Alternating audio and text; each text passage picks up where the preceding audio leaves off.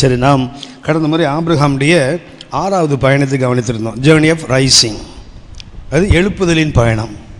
இதில் ஒன்றை நாம் கவனித்தோம். ஆதியாகமம் 13ஆம் அதிகாரம் 18ஆம் வசனம். ஆதியாகமம் 13:18.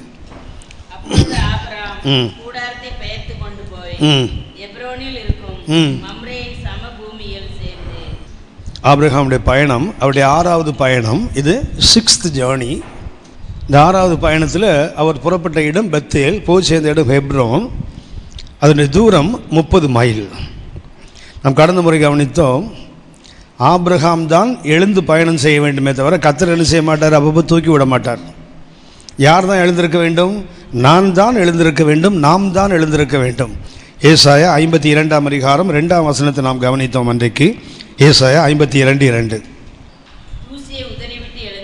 தூசியை உதறிவிட்டு அப்படின்னு எங்கே கிடக்கிறாங்க? புழுதிக்குள் கிடக்கிறான். புழுதிக்குள் கிடக்கிறான். என்ன செய்யணும்? அவர்கள் தான் எழுந்திருக்க வேண்டுமே தவிர கர்த்தர் வந்து தூக்கி விடுவான்னு சொல்லி காத்துட்டு இருக்கக்கூடாது. சில விஷயங்களை நாம் தான் செய்ய வேண்டும். அதில் ஒன்று என்ன? தூசியில் இருக்கிறவர்கள் நல்லா கவனிச்சு பாருங்க. இளையகுமாரன் தகப்பனை விட்டு போனான், தனக்கு வேண்டிய எல்லாவற்றையும் வாங்கி கொண்டு போனான்.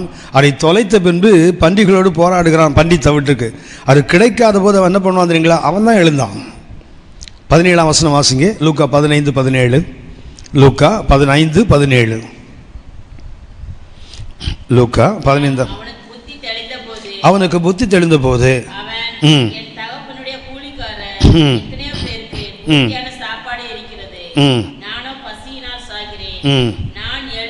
யார் எழுந்திருக்கணும்? அவன் தான் எழுந்திருக்கணும். அப்பா வந்து அப்பப்போ தூக்கி விட மாட்டார். போனது நீ தானே, எழுந்திருக்க வேண்டியது யாரு?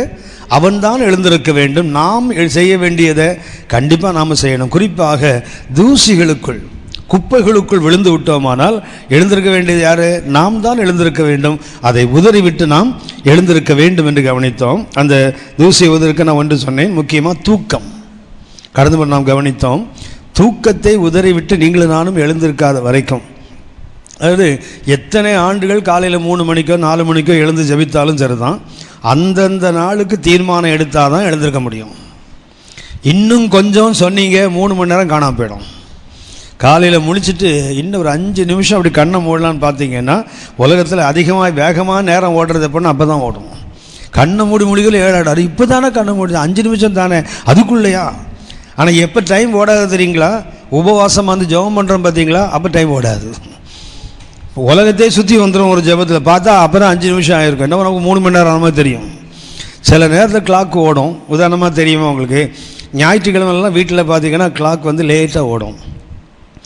திங்கக்கிழமை வந்து சனிக்கிழமை வரைக்கும் கிளாக்கு ஃபாஸ்ட்டாக ஓடும். அது என்ன கிளாக்குன்னு எனக்கு இன்னும் புரியலை.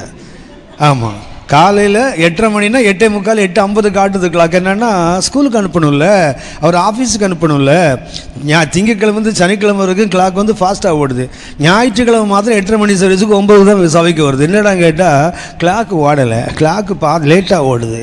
அது என்ன ரட்சிக்கப்பட்ட கிளாக் போல் இருக்குது. அது ஞாயிற்றுக்கிழமை மாத்திரம் லேட்டாக ஓடுது, மற்ற நாள்லாம் சீக்கிரமாக ஓடும் போல் இருக்குது. அது சரி, போகட்டும். நாம் தான் உதறிவிட்டு எழுந்திருக்க வேண்டும். வேற யாரும் வந்து செய்ய முடியாது, உதற முடியாது. நாம் உதறிவிட்டு எழுந்தால்தான். குறிப்பாக தூக்கம் ஆவிக்குரிய வாழ்க்கை ஒரு பெரிய கேடு. ஒரு எழுப்புதல் வேண்டுமானால் நீங்கள் நாம் எழுந்திருந்தால்தான். நாம் எழுந்திருக்காவிட்டால் எழுப்புதல் வராது. எனக்கு ரொம்ப பிடிக்கிற ஒரு வசனம், வீணையே எழும்பு, சுரமண்டலமே விழித்து கொள்ளுங்கள், நான் அதிகாலையில் விழிப்பேன். அர்த்தம் என்ன? நான் எழுந்த பிறகு தானே வீணை முழிக்கும். நான் பாட்டு தூங்கிட்டு இருப்பேன், வீணை தானா வாசித்து உட்காந்துருக்குமா? நான் அதிகாலமே விழுந்திருப்பேன். அப்போ வீணை எழும்பும், சுரமண்டலம் எழும்பும். அதெல்லாம் அவங்களாம் எழும்பினதுக்கு அது உயிரற்ற கருவிகள், நான் உயிருள்ள கருவி.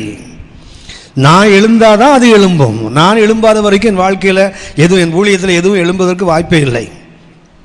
2வது ஒன்றை கவனித்தோம், நாம் உதற வேண்டியது பலவீனம். ஒன்று தூக்கம் என்று கவனித்தோம் அன்றைக்கு.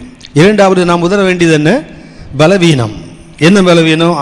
லூக்கா 13ஆம் அதிகாரம் 10 முதல் 16 வசனங்களை வாசித்தோம்.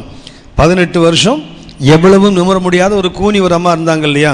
அவர்கள் தான் என்ன, அந்த பலவீனத்தை விட்டு எழுந்தால்தான். இல்லைன்னு என்ன ஆகாது, பலவீனத்தோடையே காலம் தான். என்ன பரிதாபம் தெரியுங்களா? 18 வருஷம் அவளுக்கு எவ்வளவு நிமிர முடியாத கூனி. ஆனால் அவளுக்கு தெரியல, பிசாசினால் அவள் கட்டப்பட்டது அவளுக்கு தெரியல. லூக்கா 13:16 வாசிக்கிறோம், சாத்தான் 18 வருஷமாய் கட்டி வைத்திருந்த ஆபிரகாமின் குமாரத்திம்பார் ஆண்டவர். அப்படின்னா இவங்க ஆபிரகாமின் குமாரத்தை தான், ஆலயம் வந்து போகிறவர்கள் தான், ஆண்டவர் மேல் வைராக்கியம் உள்ளவங்க தான். எவ்வளவு நிமிர முடியலை, ஆனால் ஆலயத்துக்கு வர்றது நிறுத்தல பாருங்களா. அவங்க வைராக்கியம் உள்ளவர்கள் தான், ஆபிரகாமின் குமாரத்தை தான். ஆனாலும் என்ன இல்லை, கட்டப்பட்டது தெரியாமலே வாழ்ந்துட்டு இருக்காங்க பாருங்களேன். நீ அநேகர் பார்த்தீங்கன்னா கட்டப்பட்டவர்களாக. சென்ட் தாமஸ் மவுண்டில் ஆரம்பாக்கம்னு ஒரு இடம் பக்கத்தில் இருக்குது. அங்கே ஒரு முறை ஒரு கேத்தலிக் குடும்பம், அங்கே என்னோட கூட வேலை செய்தவர், நல்ல விசுவாசி. அவர் சொன்னார், எங்கள் வீட்டில் ஒரு குழந்தைக்கு, அவருடைய அண்ணனோட குழந்தை அடிக்கடி வயிற்று வலி, ரொம்ப கஷ்டப்படுது குழந்தை.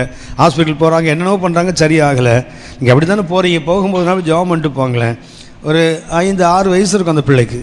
என்னென்னா மோஷன் போகாது அந்த குழந்தைக்கு. பிரச்சனை அதுதான். இப்போ ஜாப் பண்ணால் ஒரு ஈவில் ஸ்பிரிட், அது வியாதி இல்லை, ஒரு அசுத்த ஆவி.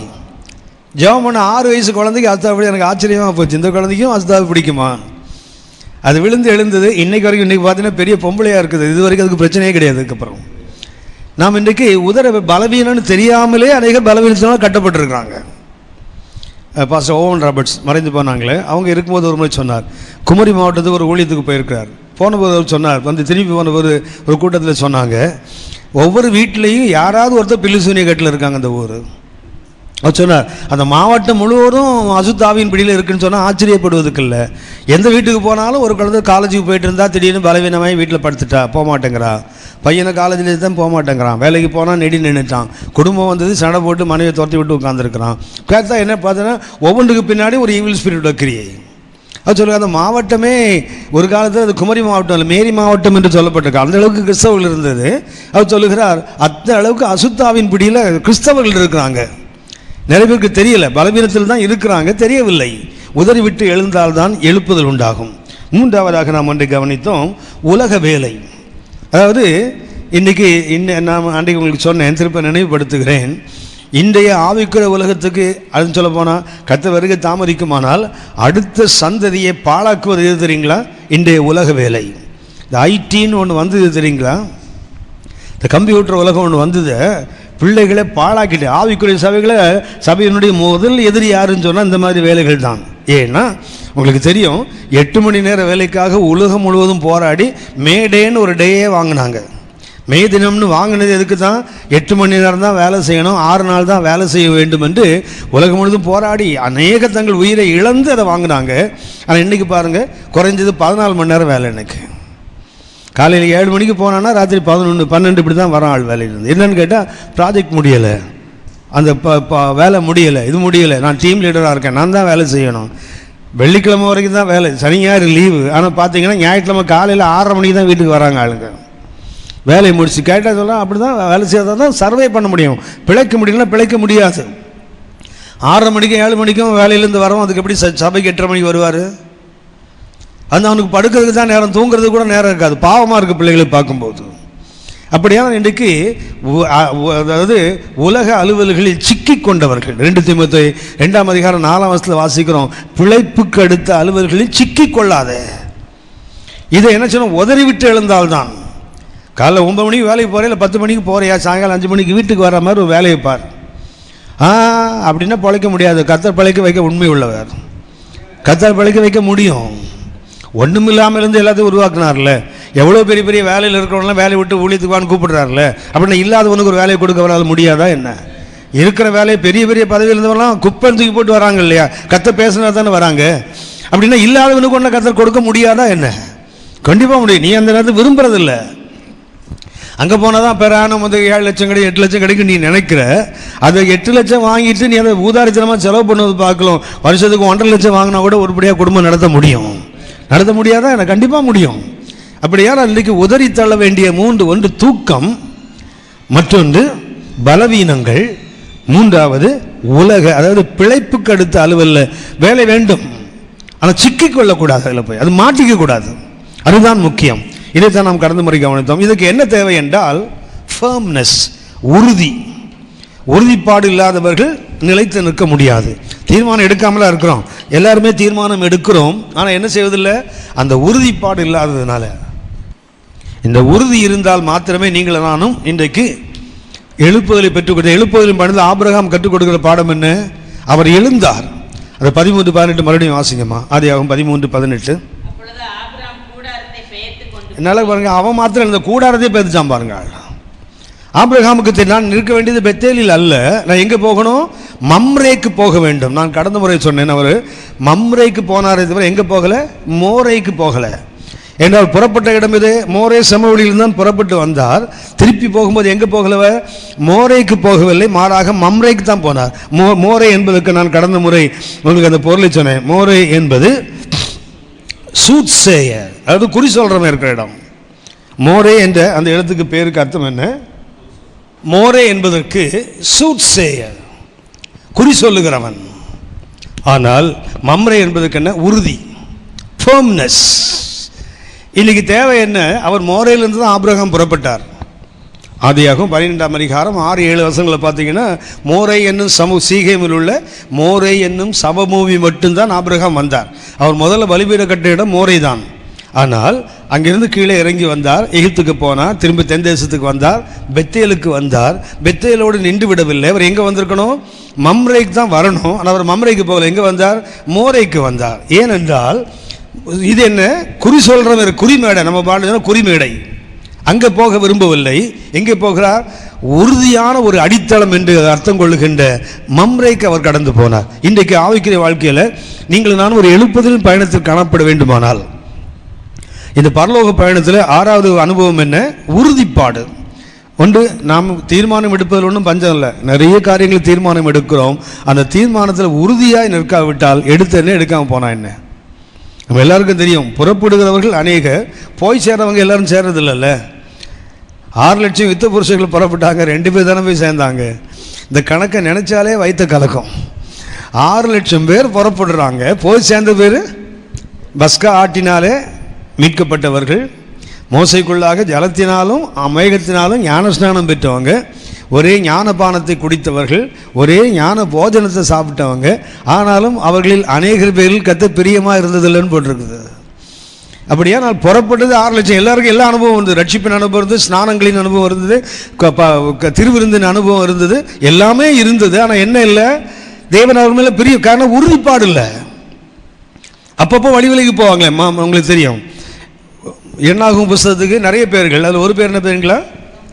மர்மரிங், புக் ஆஃப் மர்மரிங், முறுமுறுப்பின் புஸ்தகம். கர்த்தர் சொல்வார், இந்த 10 முறை நீங்கள் என்ன சோதித்து விட்டீர்கள் அப்படின்னா, தீர்மானம் எடுப்பது ஒரு பெரிய விஷயம் இல்லை. தீர்மானத்தை நிற்காவிட்டால், தீர்மானத்தை விழுந்து போகுமானால், அதுதான் ஆபிரகாம் எங்கே போகலை? மம்ரேயில் தான் புறப்பட்டார். ஆனால் மம்ரேக்கு போகலை. மாற எங்கே போகிறார்? மோரேக்கு மோரே என்ற வார்த்தைக்கு அர்த்தம் என்ன? உறுதியாக நிலைத்திருத்தல் என்ற அர்த்தம். ஆவிக்குரிய வாழ்க்கையில் நிலைத்திருத்தல் இல்லாவிட்டால், விசுவாச வாழ்க்கையை பைபிளில் 3 வார்த்தைகளாக பயன்படுத்துகிறது. இன்றைக்கும் அப்படி தான் இருக்குது. ஒன்று, மத்தேயு 7ஆம் அதிகாரம் 26ஆம் வசனம். மத்தேயு 7:26. மத்தேயு 7ஆம் அதிகாரம் 20. எவனோ அவன் தன் வீட்டை மணலின் மேல் கட்டின புத்தி இல்லாத மனுஷனுக்கு ஒப்பிடப்படுவான். சோ எங்கே கட்டுகிறார்கள்? விசுவாச வாழ்க்கை எதுக்கு ஒப்பிடப்படுகிறது? விசுவாச வாழ்க்கையின் அடித்தளம் எதுக்கு ஒப்பிடப்படுகிறது? மணலுக்கு ஒப்பிடப்படுகிறது. இந்த மணல் உங்களுக்கு தெரியும்.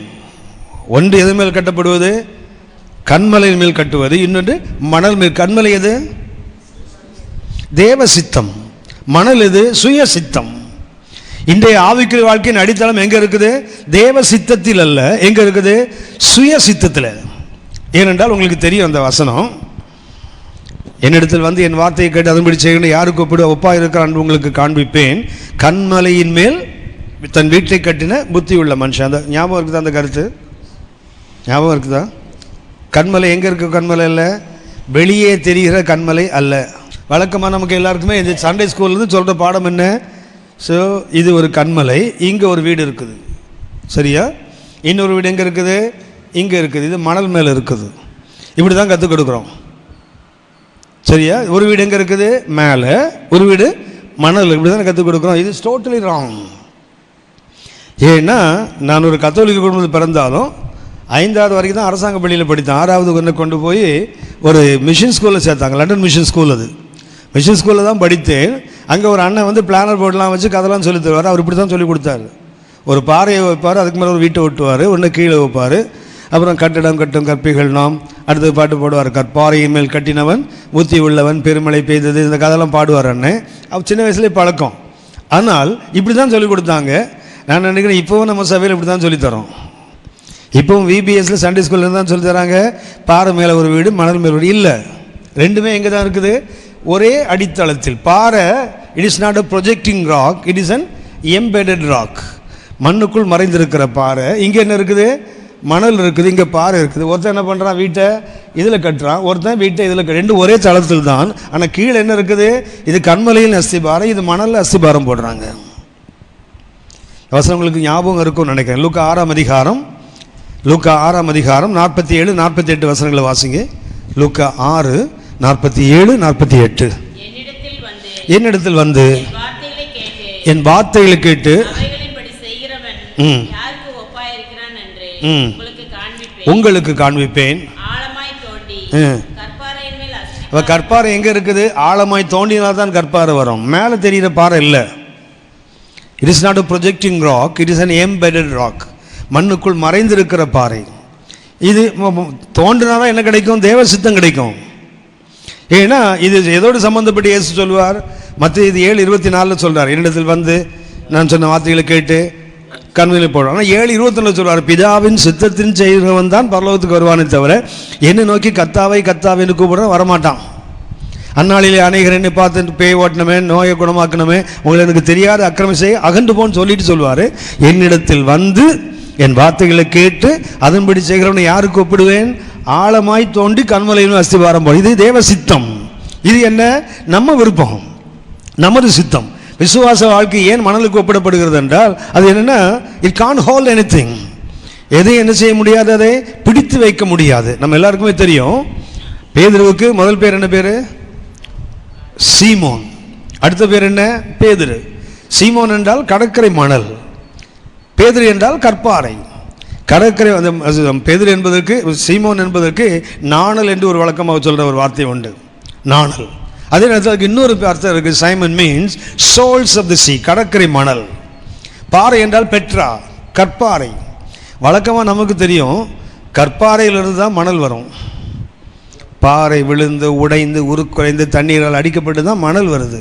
ஆனால் ஏசுநாதர் எப்படின்னா தலைகீழ மணல்லேருந்து பாறையை கொண்டு வந்துடுவார். எல்லாவனும் பேதுருவை சீமோன் ஆக்கிடுவான். நம்ம ஆள் ஒருத்தர் தான் சீமோனை பேதுரு ஆக்குவார். எல்லாவனும் பால்லேருந்து தயிரை கொண்டு வருவான். நம்ம ஆண்டவர் ஒருத்தர் தான் தயிர்லேருந்து பாலை கொண்டு வந்துடுவார். யோபு சொல்லுவான், என்னை பால் போல வார்த்து தயிர் போல உரைய பண்ணினீர். அது என்ன பண்ணார்? பாலை வார்த்தா கண்டிப்பாக தயிர் வந்துடும். நம்ம ஆள் தயிர்லேருந்து பாலையை கொண்டு வந்துடுவார். ஆள் நான் எதையும் நம்ம ஆண்டவரால் முடியும், அவரால் முடியாத ஒன்றுமே இல்லை. அப்படின்னா மனிதனுடைய வாழ்க்கை எதுக்கு வேற ஒப்பிடுகிறது? சோல்ஸ் ஆஃப் தி கடற்கரை மணல்.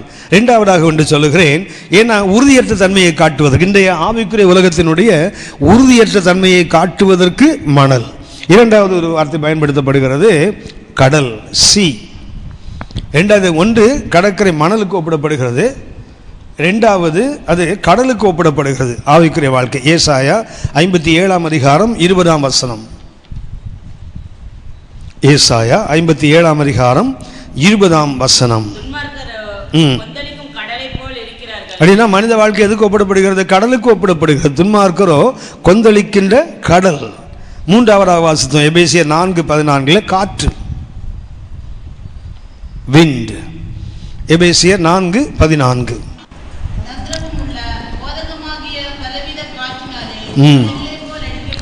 இது எதுக்கு அடிக்கப்படுது? காற்றாக விசுவாச வாழ்க்கை. மூன்று காரியங்கள், மூன்றுமே என்னன்னா நிலையற்ற தன்மையை சுட்டி காட்டுவது. ஒன்று கடற்கரை மணல், இன்னொன்று கடல், அதில் கொந்தளிக்கின்ற அலைகள் உள்ள கடல், மூன்றாவது அந்நிய உபதேசங்களாகி காற்றினால் அடிக்கப்படுகின்ற ஒரு வாழ்க்கை. இது மூணும் சேர்ந்தது தான் இன்றைய ஆவிக்குரிய உலகத்துக்கு வேதம் சுட்டி காட்டுவது. ஆனால் எதிர்பார்ப்பது என்ன?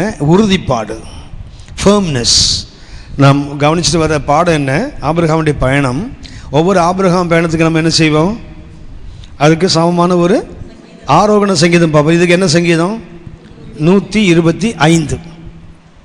இந்த 6வது பயணத்துக்கு பேரலான சங்கீதம் எது? 125. 1ஆம் வசனம் வாசிங்க. 1ஆம் வசனம் வாசிங்க. கர்த்தரை நம்புகிறவர்கள்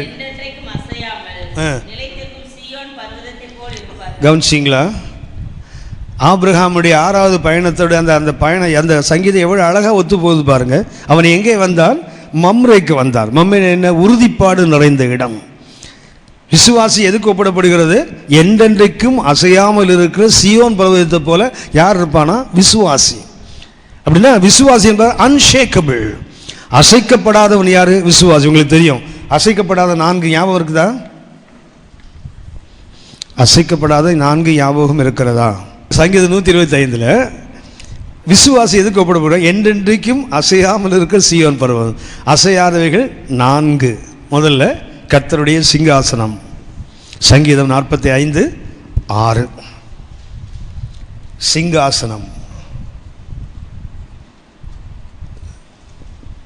சங்கீதம் 45. அப்படின்னா அசையாதது கர்த்தருடைய சிங்காசனம். அடுத்தது சங்கீதம் 46 4-5 வாசிங்க. ஒரு நதி உண்டு,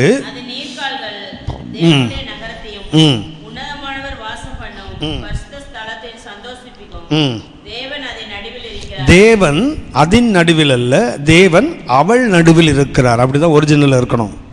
நல்ல ஆங்கில மொழியாக்கும் பார்த்தீங்கன்னா அப்படிதான் இருக்கும். God is in her midst.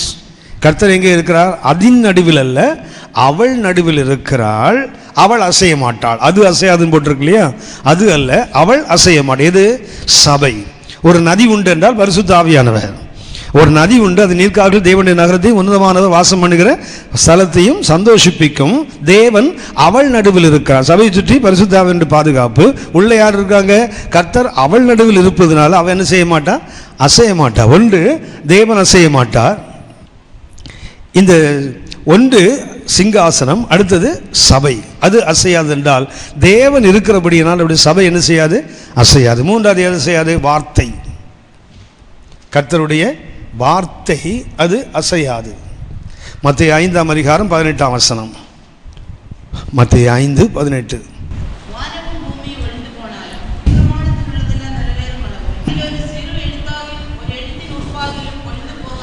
எது ஒழியாது? கர்த்தருடைய வார்த்தை என்ன செய்யாது? அது நிலைத்து நிற்கும், அது ஒழியாது. மத்தேயு 5:18. கடைசியில் நாம் அது கர்த்தர் மேல் நம்பிக்கை வைக்கிற விசுவாசிகள் ஒவ்வொருவரும். சங்கீதம் 16:8. சங்கீதம் 16:8. சங்கீதம் கர்த்தர் எனக்கு முன்பாக நான் எப்போது வைத்திருக்கிறேன், அவர் என் வலது பாசத்தில் இருக்கிறபடியினால் யார் அசைக்கப்பட? நாமும் அசைக்கப்பட மாட்டோம். அசையாதவைகள் 4. ஒன்று கர்த்தருடைய சிங்காசனம், அவருடைய அதிகாரம். இரண்டாவது அவருடைய சபை. இரண்டாவது அவருடைய வார்த்தை. மூன்றாவது அவர் முன்னாடி நிற்கிற விசுவாசியும் அசைய மாட்டான். இதுதான் உங்களுக்கு எனக்குள்ள ஒரு பெரிய நம்பிக்கை. அப்போது நாம் அழைக்கப்பட்ட எதற்காக? மம்ரை, அது ஃபர்ம்னஸ், உறுதிப்பாடு. எழுப்புதல் வேண்டுமானால் நிறைய திட்டங்களை கொண்டு வருகிறோம். ஒரு குறிப்பிட்ட காலத்தில் அது வெற்றி அடையலைங்கிறது நாமே விட்டுருவோம். ஒரு காரியத்தை கொண்டு வருகிறோம், கொண்டு வரும்போது உடனே வெற்றி கிடைச்சிடாது. சில தோல்விகள் வரலாம், சில சோர்வுகள் வரலாம். உடனே என்ன பண்ண? திட்டத்தை மாற்றிக்கொள்ளக்கூடாது. முதல்ல தான் யோசிக்கணும். திட்டத்தை கொண்டு வரும் முன்னாடி ஒரு முறைக்கு 4 முறை தோலை காய போடலாம், நனைய போடலாம். ஆனால் தோல் காஞ்சி நனைஞ்சு கர்த்தர் உறுதிப்படுத்தி கொடுத்த பிறகு ஒரு நாளும் நோ டேர்னிங் பேக், திரும்பி போகிற அனுபவம் இருக்கவே கூடாது. தமிழ்நாட்டில் ஒரு மூலை பகுதியில் ஒரு முறை ஒரு ஊழியத்துக்கு போனார். ஒரு இடத்துக்கு ஊழியத்துக்கு போனார். 3 நாட்கள் கன்வென்ஷன் முடிஞ்சு அவர் வீட்டில் தங்கி இருந்த வீட்டில் என்ன சொன்னாங்க? ஐயா, எங்களுக்கு ஒரு பெரிய தோட்டம் இருக்குது, அந்த தோட்டத்தை நாங்கள் ஒரு கிணறு தோண்டணும், அதுக்கு நீங்கள் வந்து ஜெபம் பண்ணி, நாங்கள் வந்து நீரோட்டம்லாம் பார்க்கல, நீங்கள் வந்து ஜெபம் பண்ணி இங்கே தோண்டணும்னு சொல்லுங்கள், நாங்கள் தோண்டிடுறோம். அது தண்ணீர் கிடைக்காத ஒரு பகுதி, பாறைகள் உள்ள பகுதி. ஒன்று ஊழியக்காரர் சென்னைக்கு புறப்படுற நேரத்தில் என்ன பண்ணார்னா, சரி வரேன், இவரை கூட்டிகிட்டு போனாங்க. ஒரு பெரிய தோட்டத்தில் கொண்டு போய் என்ன பண்ணாங்க? நிறுத்திட்டு இவர் அங்கே ஜெபிக்கிறதுக்காக அப்படி போகும்போது ஏற்கனவே ஒரு குழி எடுத்த மாதிரி ஒரு இடம் அடையாளம் இருந்தது. ஒன்று அதுக்கிட்ட போனார். போனால் இந்த மர இலைகள்லாம் விழுது இல்லையா, அதெல்லாம் போட்டு மூடி வச்சுருக்காங்க. பாலடைஞ்சு போய் கிடக்கிற ஒரு இடம். கேட்டார், இது என்னன்னு கேட்டார். 3 வருஷத்துக்கு முன்னாடி ஒரு கன்வென்ஷனுக்கு ஒரு ஊழியக்காரர் வந்தார். அவரை இப்படி கூப்பிட்டு வந்தோம். அவர் ஜெபம் பண்ணார், இதில் தண்ணி இருக்குது எடுன்னார். 95 அடி எடுத்துட்டோம், தண்ணி வரல. அதனால் அப்படியே யூஸ் 3 வருஷத்தில் எல்லா குப்பையும் தள்ளி அது மூடிடுச்சு. நீங்கள் புதுசாக ஒரு இடம் சொல்லுங்கள், நாங்கள் அங்கே எடுக்கிறோம். ஆனால் அவர் சொன்னார், கர்த்தர் ஊழியக்காரனுடைய வார்த்தையை உறுதிப்படுத்துகிறவர், அதே இடத்துல மறுபடியும் தோன்றும். அதே இடத்துல தோண்டு. நான் ஒரு ஊழியக்காரன் ஜெபம் பண்ணி சொன்னது தானே, நான் புதுசாக ஜெயம் ஒரே கர்த்தர் தான், அங்கேயே தோண்டு. 5 அடியில் தண்ணி இருந்ததுக்கப்புறம் அடுத்த 5 அடியில் தண்ணீர் இருந்தது. அவங்க சொன்னாங்க, இவ்வளவு தண்ணி இது வரைக்கும் நாங்கள் வரணும்னு எதிர்பார்த்ததில்லை. கர்த்தர் எப்போதுமே ஊழியக்காரனை கீழே விட மாட்டார். ஊழியக்காரனுடைய வார்த்தையை உறுதிப்படுத்துகிற தேவன். அது சொன்னார், இன்னொரு இடத்துக்கு ஜெபம் பண்ணி நான் சொன்னேன், அங்கே தோண்டி இருப்பாங்க. ஆனால் ஏற்கனவே ஊழியக்காரன் ஜெபித்திருக்கிறானே, கர்த்தர் அவருக்கு வெளிப்பாடு கொடுக்காம அதை செய்ய மாட்டான்ல. ஒருவேளை தவறாய் சொல்லி இருந்தாலும் கர்த்தர் அதை உறுதிப்படுத்துவார். ஆனால் அங்கேயே தோண்டு தண்ணீர் வரும். அப்படின்னா எந்த அளவுக்கு கர்த்தருடைய வார்த்தை உறுதிப்படுது, எந்த அளவுக்கு சபைக்கு உறுதிப்படுது, எந்த அளவுக்கு அவர் முன்னாடி நிற்கிற நீங்களும் நானும் உறுதிப்பாடு உள்ளவர்கள் தான். ஆனால் அதை போட்டிருக்குது, கர்த்தரை நம்புகிறவர்கள் யாரை போல இருப்பானா? 121 மறுபடியும் வாசிங்கம்மா. சங்கீதம் 125:1.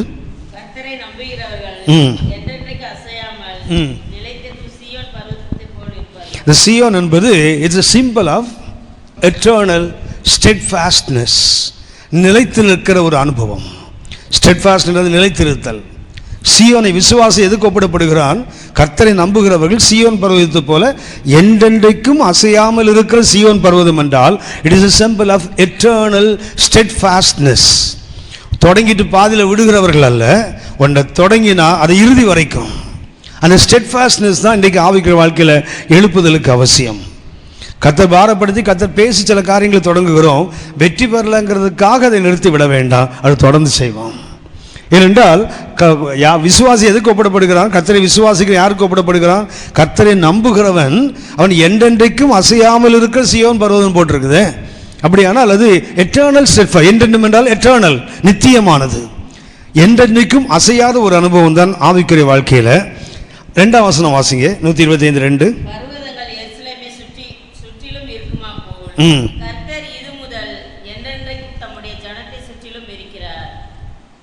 God is also steadfast. தேவன் எப்படிப்பட்டவராக இருக்கிறாரு? அவர் எப்படி தான் இருக்கிறாரு? என்றென்றைக்கும் அவர்களை சுற்றி இருக்கான்னு போட்டிருக்கு இல்லையா? விசுவாசியும் என்றென்றைக்கும் இருப்பான், மாத்திரமல்ல அவனை சுற்றி இருக்கிற தேவனும் என்றென்றைக்கும் இருப்பார். அதுதான். அப்படின்னா தேவன் எந்த அளவுக்கு உறுதிப்பாடு உள்ளவரோ அந்த அளவுக்கு உறுதிப்பாடு அவரை நம்புகிறவர்களுக்கும் உண்டு. அதனால நாம் ஒருவேளை தப்பான முடிவு எடுத்துட்டோமோன்னு சொன்னால், உண்மையிலே தப்பாக முடிவு எடுத்தால் மாற்றிக்கொள்ளலாம். சரியான முடிவு எடுத்து மனுஷன் அங்கீகரிக்கலை, இல்லை சரியாக அது செயல்படலை, அதுக்காக விட்டு விட வேண்டாம். கர்த்தர் சொன்னால் கண்டிப்பாக அதை உறுதிப்படுத்துவார். கர்த்தர் நிச்சயமாக அதை செய்வார், மாறவே மாட்டார். அதனால் சீயோன் நித்திய அசையாத நம்பிக்கையின் அடையாளம். அதே போல தான் கர்த்தரும் என்ன செய்கிறார்? பர்வதங்கள் எருசலேமை சுற்றி இருப்பது போல கர்த்தரும் தமக்கு பயந்தவர்களை சூழ்ந்து எப்போதும் இருக்கிறவர் தான். தேவனும் மாறாதவர், விசுவாசியை மாற மாட்டார்கள். தேவன் இந்த விசுவாசியை அந்த சீயோனுக்கு ஒப்பிட்டு 5 கருத்துக்களை நான் உங்களுக்கு சொல்லுகிறேன். 1, பரிசுத்தம். சீயோன் என்பதற்கு ஒரு அர்த்தம் என்ன சொன்னேன்? எட்டர்னல் ஸ்டெட்ஃபாஸ்ட்னு சொன்னேன். சங்கீதம் 2:6. சீயோன் எதுக்கு சொல்லப்படுகிறது? பரிசுத்தத்துக்கு. என் பரிசுத்த பர்வதமாகிய சீயோன். அப்படின்னா சீயோன் என்பதற்கு ஒரு அர்த்தம் என்ன? சங்கீதம் 2:6 பரிசுத்தம். இரண்டாவதாக சங்கீதம் 5 வசனமே சங்கீதம் தான், 48:11. சீயோன் விசுவாசியோடு சம்பந்தப்பட்ட 5 கருத்துக்கள், விசுவாசியோட 5 தன்மைகள். 1 பரிசுத்தம், 2ஆம் அதிகாரம் 6ஆம் வசனம்.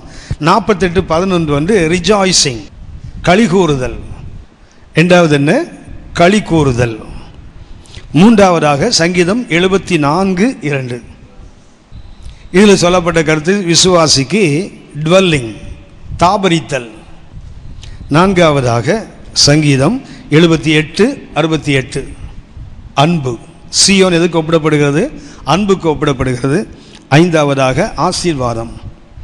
சங்கீதம் 133:3 பிளெஸ்ஸிங்.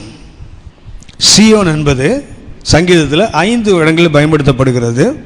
1 பரிசுத்தத்தை குறிப்பது, இன்னொன்று மனமகிழ்ச்சியை குறிப்பது, கலிகூறுதலை குறிப்பது, 3வது உறுதியான தாபரம் வாசஸ்தலத்தை குறிப்பது, 4ஆவதாக அன்பை குறிப்பது, 5ஆவதாக ஆசீர்வாதத்தை குறிப்பது.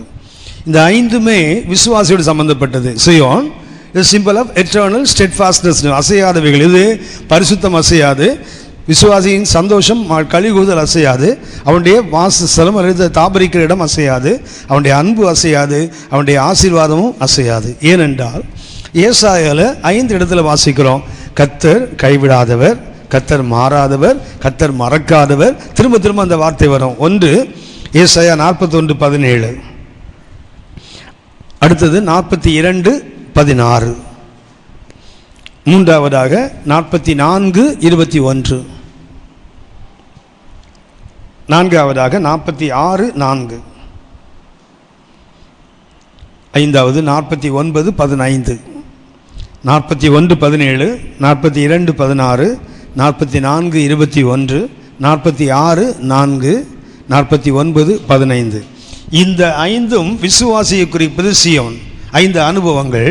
ஆனால் தேவனுக்குள் சொல்லப்பட்டதெல்லாம் அவர் கைவிடாதவர், அவர் மாறாதவர், அவர் மறக்காதவர், அவர் நினைக்கிறவர். இந்த வார்த்தைகளை அதாவது நாமும் மாற மாட்டோம், அவர் என்ன செய்ய மாட்டார், மாற மாட்டார். அதனால தான் நம்ம இன்னைக்கு வரைக்கும் மாறாமலே இருக்கிறோம்.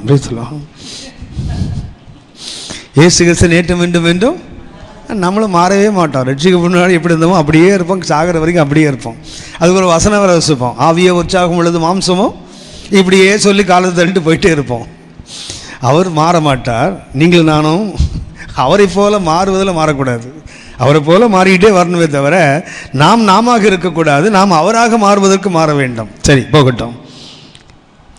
விசுவாசி என்பவன் மலையை போல உண்டாக்கப்பட்டிருக்கிறான். விசுவாசி யாரு? என்றென்றைக்கும் அசையாமல் சீயோன் பர்வதம். கர்த்தர் யார்?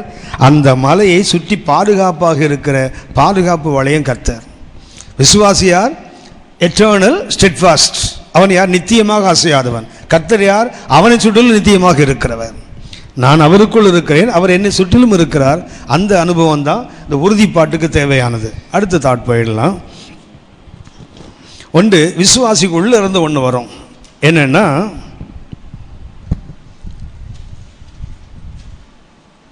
force from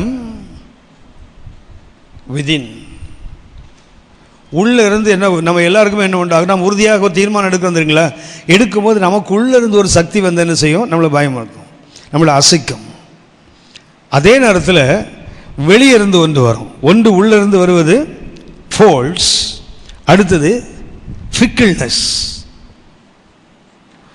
இது உள்ளே இருந்து வருகின்ற ஒரு அழுத்தம் நமக்கு எப்போதுமே இருக்கும். வெளியே இருந்த ஃபிக்கிள்னஸ் தான் தெரியும் தானே. ஃபிக்கிள்னஸ், இருமனம், ஃபிக்கிள் மைண்டட்னஸ். ஃபிக்கிள்னஸ் தான் நிலையற்ற தன்மை. நமக்கு எல்லாருக்கும் உள்ளே என்ன ஆகும்னா, நம்ம ஒரு உறுதிப்பாட்டுக்குள்ளே வரோம் இல்லையா. சபன் எடுத்துகிறவங்களுக்கு நல்லாவே புரியும்.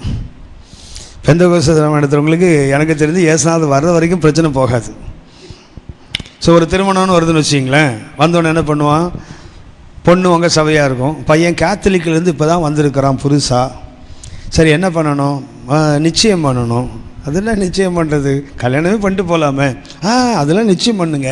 நான் பையன் வீட்டுக்காரன் விடமாட்டேங்கிறான். சரி, விடமாட்டேன்னா சரி, பிடிச்சிப்போம். என்ன பண்ணலாம், சபையில் தான் வைக்கணும் பாஸ்டர்.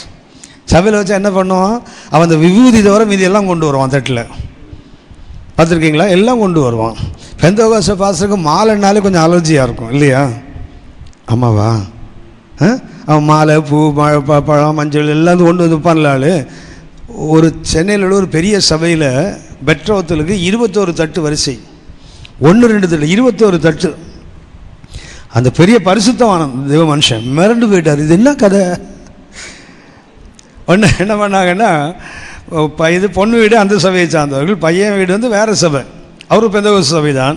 அந்த 2 இவரும் அந்த பாஸ்டரும் உட்காந்துருக்காங்க. தட்டு வரிசையாக வந்து உட்காந்து, இது என்ன இது, நீங்கள் ஏதாவது சொன்னீங்களான்னு அவர் கேட்டார். சொன்னார், நான் எங்கே சொல்கிறேன், நான் பையன் வீட்டுக்காரன் பொண்ணு வீட்டுக்காரன் உங்கள் சபை இல்லை. ஒன்று கூப்பிட்டு கேட்டார், ஏன் இதெல்லாம் வைக்கிறீங்கன்னு கேட்டால், எங்கள் ஜாதி வழக்கப்படி 21 தட்டு வைப்போம் நாங்கள். பிரைஸ்லாம். சென்னையில் உள்ள பெரிய ஆவிக்குரிய சபைக்கு இந்த கேடுன்னா சாதாரண பெந்தகோஸ்து சபைகள் என்னது ஆகும் யோசித்து பாருங்கள். அப்படின்னா என்னதான் ரட்சிக்கப்பட்டாலும் நம்ம புத்தி இன்னும் போகலை. சமீபத்தில் என்னென்னா, கேத்தலிக்லேருந்து பையன் வந்திருக்கான், அதனால் என்ன கொண்டு வருவோம், மாலையெல்லாம் கொண்டு வருவோம் நாங்கள். சபையில் உட்காந்து மாலையில், ஐயோ அந்த கதையெல்லாம் வேணாம். ஒரு சபையில் ஒரு பாஸ்டர் சொல்லிட்டாரு, தாலி கட்டுனா அந்த பக்கம் வராத, ஓடி போய்டு அப்படின்றார். உடனே அதுக்குள்ள பாஸ்டர் நீங்கள் என்ன சொல்கிறோமோ அப்படியே கேட்குறோம். கல்யாணம் முடிஞ்சு அந்த சர்ச் பில்டிங், சர்ச் இந்த இது சர்ச் இல்லையா, அதில் நின்று தாலி கட்டுறான். கல்யாணம் முடிஞ்ச பிறகு நீ என்ன பண்ணுவ? கொழுப்பு தானே அது. ஆனால் ஒழுங்காக வேறு எங்கே பிள்ளையார் கோயிலில் போய் கட்டிட்டு போக வேண்டியது தானே அது. அதுக்கு என்னது இங்கே வந்து என்ன, ஒவ்வொரு தேவ மனிதனுக்கும் ஒரு தரிசனம் இருக்குது, அவங்களது ஆரம்ப அழைப்பு ஒன்று இருக்குது. அதில் நிற்க விடாமல் என்னெல்லாம் ஏடா கூட பண்ணுமோ அத்தனையும் பண்ணுவாள். எல்லாம் பண்ணுவான். இது ஒவ்வொரு நாள் நடந்து கொண்டு இருக்கிறது. என்ன வெளியே இருந்து என்ன வருது, நமக்கு உள்ளே இருந்து ஒரு அழுத்தம் வருது. ஒருத்தனை வேணான்னு சொன்னால், இதை செய்யக்கூடாதுன்னு சொன்னால், அவன் பின்னாடி 3 குடும்பம் இருக்குது, 3 காணாமல் போயிடுவான் சபையிலேருந்து. எவனையாவது ஒருத்தனை தொட்டி இங்கே கதை முடிஞ்சு போச்சு, அத்தனை பேரும் காணாமல் போயிடுவான் குடும்பமே. வேறு இது உள்ளேருந்து வருது, வெளியே இருந்தன வரும், இந்த மாதிரி கோமாளித்தனம் வருது. என்ன பண்ணுவான் ஒருத்தன்? உறுதியாக நிற்பது இந்த காலத்தில் ரொம்ப கடினமானது. குறிப்பாக இந்த 5 ஊழியங்களில் உண்மையிலேயே இந்த பரிசுத்த பவுல் சொன்னா தெரியுங்களா, துடைத்து போடுகிற அழுக்கான கந்தன்னார் அது பாஸ்டர் ஊழியம்தான். எத்தனை அவனுக்கு பாடுபட்டு அலைஞ்சுதான் கடைசியில் தூக்கி போடுற முதல் ஆள் அவனை தான் தூக்கி போட்டுறான் வழியே. எனக்கு ரொம்ப சந்தோஷம், நான் செய்கிற ஊழியத்தை பற்றி எனக்கு பிரச்சனையே கிடையாது. எவனாலும் மண்டையை உடச்சிட்டு நான் பாட்டுக்கு போயிட்டே இருப்பேன். எவனுக்கு வெட்டியும் கிடையாது, வசனமும் கிடையாது. எனக்கு நான் பாட்டுக்கு தள்ளிட்டு போயிட்டே இருப்பேன். எனக்கு பிரச்சனை இல்லைல்ல, எவன் வந்து கேட்க மாட்டான்லன்ட்டு. ஆனால் சபை நடத்தினா அப்படி முடியாது. ஒன்றை சொல்லும் போதே 100 தடவை யோசிக்கணும். இதை சொன்னா அவனை பாதிக்குமோ, நாளைக்கு அவன் வரமாட்டான சபைக்கு. தேவ சமூகத்தில் உட்காந்து ஒரு பாஸ்டர் செய்தியை ஆயத்தம் பண்ணவே முடியாது. பண்ணிங்கன்னா ஒரு கருத்து வந்தோன்னு தோணும், இதை சொன்னோன்னா அந்த ஆள் சொல்லுவான், எனக்குன்னே இந்த ஆள் பிரசங்கம் பண்ணாயா, சரி அது வேண்டாம், இன்னொன்று போனீங்கன்னா இன்னொன்று கிடைக்கும். இன்னும் மற்ற கடைசியில் நீங்கள் பிரசங்கமே பண்ண முடியாது. ஆளை பார்த்தீங்கன்னா பிரசங்கம் பண்ண மிக மிக கடினமான ஊழியம். ஆனால் கர்த்தருக்கு மகிமை, கனமுள்ள ஊழியமும் அதுதான். இந்த 5 ஊழியத்தில் கனமுள்ள ஊழியம் தெரியுங்களா? ஏன்னா அத்தனை பாடுகள் இருக்குது அதில். இன்றைக்கி உறுதியாக நிற்க முடியாததுக்கு 2 ஒன்று உள்ளிருந்து வரக்கூடிய அழுத்தங்கள், ஒன்று வெளியே வருகின்ற இருமனங்கள், இல்லை என்றால் கோமாளித்தனங்கள். இந்த 2க்கு நடுவில் இன்றைக்கு நீங்கள் நானும் உறுதியாக நிற்க முடியும், உறுதியாக நிற்க முடியும். அதான் ஆபிரகாம் இப்போ நம்ம கற்றுக் கொடுக்க. அவன் எங்கே போகலை, அவன் மோரைக்கு போகலை, மாறாக எங்கே வந்தார், மம்ரேக்கு வந்தார். மம்ரை என்பது உறுதியான ஒரு அடித்தளம், அங்கே தான் அவர் வந்தார். ஆனாலும் நமக்கு ஒன்று தெரியணும், கர்த்தரை நம்புகிறவர்கள் என்றென்றைக்கு அசையாமல் இருக்கிற சீயோன் பர்வதம் போட்டிருக்கு இல்லையா, அதுக்கு எபிரேய மொழியில் ரொம்ப அற்புதமாக இருக்குது, பிலீவர் இஸ் எட்டர்னல். அது சொன்னால் ரொம்ப போட்டிருக்குது, neither bowing nor moving. அது அசையாதவன் உண்டு, எவனுக்கு தலை குனிஞ்சும் போக மாட்டான், இடத்த விட்டு காலி பண்ணியும் போக மாட்டான். அசையாதவன் அர்த்தம் என்ன? எந்த மலையாவது தெரியும் அப்படி வணங்கி எனக்கு வணக்கம் போடுமா? எவனா ஒரு பெரிய ராஜா வராருன்னு வச்சுங்களேன், மலை என்ன பண்ண உடனே அப்படி சொல்லுவான்? அது நிற்கிறது தான். அதே போல் என்ன பண்ணாது, ஒரு பெரிய இராணுவம் வருதுன்னு இடத்த மாற்றிட்டு உட்காந்துருக்குமா? மாற்றிக்காதே. அப்படின்னு இந்த அசையாதவன் என்பதுக்கு ஒரு அர்த்தம் என்ன? அவன் தன்னை தலை வணங்கவும் மாட்டான், அடுத்த நேரத்தில் தன்னுடைய இடத்தை விட்டு கொடுக்கவும் மாட்டான். அதுதான் சீயோன். மாத்திரமில்லை, ரொம்ப இன்னொரு அர்த்தம் சொல்லுது, he sits for eternity சொல்கிறான். அது என்றென்றைக்கும் அசையாமல் இருக்கிற பருவமுக்கு என்ன, சிட்ஸ் ஃபார் எட்டர்னிட்டி என்றால் அது நித்தியத்துக்காக ஒருத்தன் உட்கார்ந்துட்டான்னு வச்சுங்களேன், அவன் என்ன செய்ய முடியாது, அசைக்க முடியாது. அப்படிப்பட்ட ஒரு உறுதிப்பாடு உண்டு. நீங்கள் நானும் இன்றைக்கு உறுதியாக இருக்க வேண்டிய 7 காரியங்கள் இருக்கிறத கொஞ்சம் நினைவுபடுத்துகிறேன். 7 காரியங்கள் நீங்கள் நானும் உறுதியாக இருக்க வேண்டியவைகள். 1, யோபு 11ஆம் அதிகாரம், யோபு 11ஆம் அதிகாரம் 14, 15 வசனங்களை வாசிங்க. உம்முடைய கையிலே அக்கிரமம் இருந்தால் அதை தூரத்திலே அகற்றிவிட்டு அநியாயம் உம்முடைய கூடாரங்களில் வாசமாய் இருக்க ஒட்டாதிரும். என்ன செய்யணும்? எதில் உறுதி இருக்க வேண்டும்? பாவத்தை அகற்றுவதில் உறுதியாக இருக்க வேண்டும்.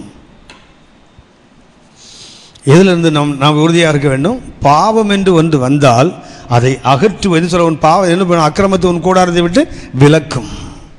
அது நம்மிலே மாத்திரமல்ல, எதிலிருந்து விலக்கணும்? நம்ம இருக்கிற கூடாரத்திலே பாவம் இருக்கக்கூடாது. பாவத்தை விலக்குவதில் ஒருபோதும் காம்ப்ரமைஸே கிடையாது, விட்டு கொடுத்தலே கிடையாது. பாவத்துக்கு ஒருபோதும் இடம் கொடு. நாம் பாவம் செய்வதில்லை, பாவம் செய்யப்படும் போது என்ன பண்ணுவோம், பேசாமல் நமக்கு என்னத்துக்குன்னு உட்கார்ந்துருக்க கூடாது. ஆதி பெற்றோருடைய பாவம் என்ன தெரியுங்களா? குறிப்பாக ஆதாமுடைய பாவம் என்ன தெரியுங்களா? கவனியுங்கள். சத்துரு பாம்பின் வடிவத்தை என்ன பண்ணுறான், அவனை ஏமாற்றுகிறான்.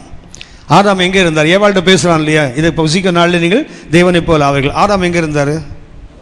கூட தான் இருந்தார். கர்த்தர் ஏவாளுக்கு சொன்னாரா இல்லை ஆதாமுக்கு சொன்னாரா? ஆதாமுக்கு தானே சொன்னார். என்ன சொல்லியிருக்காரு? இது சாப்பிட்றதுனால சாவேன்னு சொல்லியிருக்காருல்ல.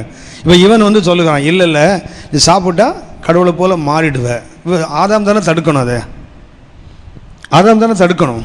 அவர் என்ன செய்திருக்கணும்? ஐயோ சாப்பிடக்கூடாது, கர்த்தர் சொல்லியிருக்கான்னு சொல்லணும்ல. அமைதியாக நிற்கிறார் பாருங்களேன்.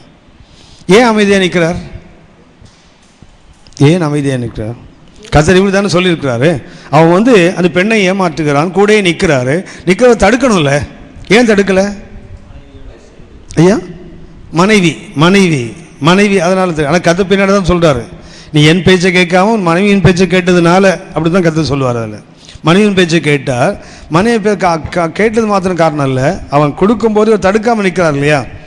அவன் கொடுத்தாங்க, அந்த அம்மா சாப்பிட்டாங்க, இவருக்கு கொடுத்தால அதே வேணான்னு சொல்லியிருக்கலாம்ல. அந்த அம்மா வாங்கினதை தடுக்கலை, இவருக்கு கொடுத்தது. அப்போ மனைவி என்ற பாசம் என்ன பண்ணிச்சு, சாப்பிட்டு பார்க்கலாம், சாப்பிட்டாச்சுல்ல. கர்த்தர் வந்து கேட்குறாரு, நான் விலக்கின கனியை புசித்தாயா? என்ன சொல்லணும்? ஆமாம். உடனே அதுக்கு என்ன சொன்னார்? அப்படின்னா முதல்ல பிளான் பண்ணிட்டான். மாற்றியா? மாற்று. கத்த கேட்டால் நான் உன்னை கோல் மூட்டிடுவேன், அதான அர்த்தம். அதானே அது. அந்த நாக்கு நுண்ணில் அந்த பதில் இருக்கு. எந்த விதவுட் எனி தாட். எந்த சாப்பிட்டான்னு கேட்டவொடனே நீர் என்னோட இருக்க தந்த ஸ்திரீ சாப்பிடுறது தான் நான் சாப்பிட்டேன் அப்படின்னா, அவள் தவறு செய்யும் போதே இவனுக்கு ஒரு ஜஸ்டிஃபிகேஷன் இருக்குது. நான் செய்யலை, அவ்வளோதான். நான் பாவம் பண்ணலை, அவள் பண்ணால் பண்ணிட்டு போட்டோம். கத்த கேட்டால் அவதான், நீர் தான். நம்ம ஊரில் சொல்லணும், ஒரே கல் ரெண்டு மாங்க. ஆதாம் தான் முதல் ஆள், ஒரு கல் ரெண்டு மாங்க. ஒரே கல்லை ஒன்று விட்டு அவர் தலைக்கு, அடுத்தது ஏவாள் தலைக்கு. நீர் என்னோடு இருக்கும்படி கொடுத்த ஸ்திரீ. அதுக்கு அர்த்தம் என்ன? நானா உங்கள்கிட்ட கல்யாணம் பண்ணி வையின்னு சொன்னேன். நான் பாட்டு கொஞ்சம் தாடியை வளர்த்துட்டு நான் பாட்டு சுற்றி திரிஞ்சேன், அவ்வளோதான். நீங்கள் தானே நான் தனிமையாக இருப்பேன் நல்லதுன்னு கண்டீங்க. எனக்கு ஏற்ற துணை கொடுப்ப சொன்னது நீங்கள் தானே கொடுத்தீங்க. நான் கேட்டேன். நான் காலேஜ் கேட்டில் போய் நின்னேனா, சர்ச்சு கேட்டில் நின்னேனா? ஒரு இடத்துல நிற்கல, நான் பாட்டுக்கு சுற்றிட்டு இருந்தேன். நீங்கள் தானே எனக்கு ஒரு பொண்ணை ஆயத்தம் பண்ணி கொடுத்தீங்க. அப்போ குற்றவாளி யார்? நீங்கள் தான், நீர் தான். அடுத்தது யார்? நீர் கொடுத்த பெண் தான். அப்படின்னா தவறு செய்யும் போதே முதல்ல பிளான் பண்ணிட்டார். அவர் கேட்ட மாத்திரத்தில் அவரையும் குற்றம் சாட்டுகிறார், அவர் கொடுத்த பெண்ணையும் குற்றம் சாட்டுகிறார். என்றால் இவனுக்கு என்ன இருக்குது? பாவம் செய்கிறான்னு உனக்கு தெரியும், தடுக்கவில்லை. காரணம் என்ன? மாற்றினா அவதானே. அதனால தான் பாருங்க, 1 தீமோத்தேயு 2ஆம் அதிகாரம், 1 தீமோத்தேயு 2ஆம் அதிகாரம் நம்ம அற்புதமாய் பரிசுத்த பவுல் கொண்டு ஆவியானவர் எழுதியிருப்பார். அதில் 1 தீமோத்தேயு 2ஆம் அதிகாரம் 13ஆம் வசனம் வாசிங்க. எண்ணத்தினால் எனில் முதலாவது ஆதாம் உருவாக்கப்பட்டான், பின்பு ஏவாள் உருவாக்கப்பட்டாள். மேலும் ஆதாம் வஞ்சிக்கப்படவில்லை. நல்லா கவனிச்சிங்களா? யார் வஞ்சிக்கப்படலை அப்படின்னு அர்த்தம் என்ன? வஞ்சிக்கப்படுதல் என்ன? ஏமாற்றப்படுதல். அப்போ ஆதாம் ஏமாற்றப்படலைன்னு அர்த்தம். ஆதாம் தெரிஞ்சு தான் பண்ணியிருக்கான் தவிர. கவனிச்சிங்களா?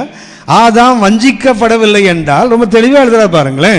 ஸ்திரீயானவளே வஞ்சிக்கப்பட்டு மீறுதலுக்கு உட்பட்டாள் அப்படி போட்டிருக்கு இல்லையா? அப்படின்னா ஏவாள் அறியாமல் சாப்பிட்டு இருக்கிறா, இவர் அறிஞ்சே சாப்பிட்டு இருக்கிறார். ஆடும் அறிஞ்சு சாப்பிடும்போது இவருக்கு என்ன ஜஸ்டிஃபிகேஷன்? மாட்டுனா அவன் மாட்டுட்டான். யாக்கோபு 4:17 சொல்ல, நன்மை செய்ய அறிந்திருந்தும் நன்மை செய்யலாம் பாவம் போட்டு. இவருக்கு தெரியும் தானே பாவம் என்று. ஏவாள் செய்வது பாவம் என்று ஆதாமுக்கு தெரியுமே, தெரிஞ்சுதான் என்ன பண்றாரு? கம்முன்னு நிற்கிறாரு. நன்மை செய்ய தெரியும், தடுக்க தெரியும் தானே. கர்த்தர் உங்ககிட்ட தானே பேசினாரு. அதான் என்ன பண்ற? அவர் தவறு செய்யும் போது பண்ணிட்டு போட்டோம். நாம் பாவம் செய்வது எந்த அளவுக்கு கடுமையோ அதை விட போலாது பிறம் பாவம் செய்வதை அனுமதிப்பது. ஆதாம் அதைத்தான் செய்கிறார். அவர் பாவம் செய்யல, ஆனால் என்ன பண்ண? பாவம் செய்வதை பார்த்து நின்று இருக்கிறாரு. எனக்கு என்ன, நானா பாவம் செய்கிறேன்? மாட்டுனா என்ன பண்ணட்டும், அவதான். அப்படி கை கழுவி விடலான்னு தானே பார்த்துட்டு இருக்கிறாரு. ஏற்கனவே உங்களுக்கு சொல்லியிருக்கேன்னு நினைக்கிறேன். பொன் லாசரஸ் சொல்லி ஒரு ஊழியக்காரன் கேள்விப்பட்டிருக்கீங்களா? வில் இசைத்து பாடக்கூடியவர். அவர் ஒரு முறை பொன்னேரி பகுதியில் ஒரு ஊழியத்தில் அவர் பேசுகிறார். அவர் நான் ரட்சிக்கப்பட்ட ஆரம்ப நாட்கள். அப்போ அவர் அந்த வில் இசையில் பாடுகிறார். பாடும்போது அவர் ஒன்று சொல்கிறார், பிசாசு வந்து ஏமாற்றிட்டான். ஏவாள் என்ன பண்ணிட்டாங்க? கனியை வாங்கி சாப்பிட்டாங்க. சாப்பிட்டுட்டு கணவனுக்கு கொடுக்குறாங்க. ஸோ இதை அவர் விளக்குகிறார். அவருக்கு இவரைய கவிதை தன்மையில் விளக்குகிறார். இந்த பெண் கொடுக்குறா. ஆதாம் யோசிக்கிறார், இதை வாங்கி சாப்பிட்டா நாமும் சாகணும். ஆனால் வாங்கி சாப்பிடலன்னு என்ன ஆகும்? அவ சாவா. ஆதாம் ஏவாள் கொடுக்கும்போது ஆதாம் வேண்டாம் என்று சொன்னால் என்ன நடக்கும்? ஏவாள் கத்து சொன்ன மாதிரி சாகினால் சாகவே சாவாய், செத்து போயிடுவான். இவர் மாற்ற நிற்பார். இப்போ மறுபடியும் ஆதாமுக்கு என்ன ஆகிடும்? ஆதாமுக்கும் ஏற்ற துணை இன்னும் உண்டாகவில்லை. ஒன்று மறுபடியும் கொஞ்சம் தாடி வளர்த்து அப்படியே சுற்றுவார் ஆதாம். ஒன்று கத்தர் பார்ப்போம் ஒரு நாள், மனுஷன் தனிமையாக இருப்பது நல்லதில்லை. இவனுக்கு ஏற்ற துணை. மறுபடியும் இவனுக்கு ஒரு தூக்கம். அடுத்த சைடில் ஒரு காலம் எடுப்பார். சரியா? ஏற்கனவே ஒன்று இல்லை, இப்போ 2வது எடுப்பாராம். எடுத்து இதில் ஒரு பெண், அவளையும் ஒரு நாள் ஏமாற்றி கனியை கொடுப்பான். சாப்பிட மாட்டேன் ஒன்று, அவளும் சாவாள். 3வது என்ன பண்ணுவான்? இந்த விழா. கடைசியில் இப்படி எடுத்து கடைசியில் ஆதாமுக்கு விழாலுமே இருக்காதான். அப்படி நிற்பானா. கடைசியாக வர ஒரு தட்டுவாளாம், தொப்புளுக்கு வந்து வாயில் திணிச்சிட்டு போயிடுவான் அவன். ஆதாம் பார்த்தாரா, எவ்வளவுக்கு அவ்வளோ எலும்பை மாற்று கடைசியில் மாட்டத்தான் போகிறான். அதை முதல்ல மாட்டிட்டானா. இந்த மகள் கற்பனை எல்லாம் ரொம்ப எக்ஸலண்டாக இருக்கும். உறுதிப்பாடு என்பது மிக மிக அவசியமான. இதில் என்ன, பாவத்தை விலக்குவதில் ஒன்று தெரியுங்களா? பாவத்தை முதல்ல எங்கிருந்து விளக்கணும்? உலகத்திலிருந்து விளக்க வேண்டும். அடுத்தது உறவுகளிலிருந்து விளக்க வேண்டும். மூன்றாவது உன்னிலிருந்து விளக்க வேண்டும். ஒன்று, பாவத்தை எங்கிருந்து விளக்கணும்? உலகில். எண்ணாகமம் 11ஆம் அதிகாரம் 4ஆம் வசனம் வாசிங்க. எண்ணாகமம் 11:4. பின்பு அவர்களுக்கு இருந்த பல ஜாதியான அந்நிய ஜனங்கள், அதாவது இஸ்ரவேல் மக்கள் மாத்திரம் எகிப்திலிருந்து வரல, பலவிதமான அந்நிய ஜாதிகளும் கூட புறப்பட்டு வந்திருக்கிறாங்க. இவர்களும் அந்த மார்ச்சில், அந்த வெற்றி பயணத்தில் வர்றாங்கன்னு சொல்ல போனால் கானான் பயணத்தில் புறஜாதிகளும் வராங்க. வந்தவர்கள் என்ன பண்ணாங்களாம்? வாசிங்கம்மா. அந்நிய ஜனங்கள் மிகுந்த இச்சை உள்ளவர். யாருக்கு இச்சை வந்தது? இஸ்ரவேலனுக்கு அல்ல, அவனோடு வந்து அந்நிய ஜனங்களுக்கு. இஸ்ரவேல் ஜனங்கள் வராங்க, மீட்கப்பட்டவர்கள் வராங்க, கூட யாரும் வருகிறார்கள்? அந்நிய ஜனங்களும் வர்றாங்க. இச்சை யாரை பிடித்தது? அந்நிய ஜனங்களை இச்சை பிடித்தது. அது இஸ்ரவேலனை பிடித்தது. பின்பு இஸ்ரவேலனும் அழுதான் போட்டிருக்குது. வாசிங்கம்மா அந்த வசனத்தை. இஸ்ரவேல் புத்திரரும் திரும்ப அழுது என்ன பண்ண, ஏற்கனவே ஒரு ஒப்பாரி வச்சு முடிச்சிட்டானுங்க. 1 முதல் 3 வசனங்களை ஒப்பாரி வச்சு உதப்பட்டு அதை கத்த பாளையத்தின் பின்புதலாம் அழிச்சிட்டாரு. அடுத்ததும் இச்சை யாருக்கு வருகிறது? அப்போ எத்தனை முறை அடிக்கப்பட்டாலும் என்ன ஆகும் தெரியுங்களா? திரும்ப திரும்ப இந்த இச்சை பிடிக்கும். காரணம் என்ன? உலகத்திலிருந்து பிரிய கற்றுக்கொள்ளவில்லை. மீட்கப்பட்ட ஜனங்கள் வராங்க, கூட யாரும் வருகிறான்? புறவினத்து மக்களும் வருகிறான். இச்சை யாரை பிடிக்குது? புறஜாதி மக்களை பிடித்தது. அது யாரையும் பிடிக்குது? இவனையும் பிடிக்குது. அப்படின்னா உலக மக்களோடு இருக்கிற உறவை நீங்கள் நானும் துண்டிக்காத வரைக்கும் பாவம் போகாது.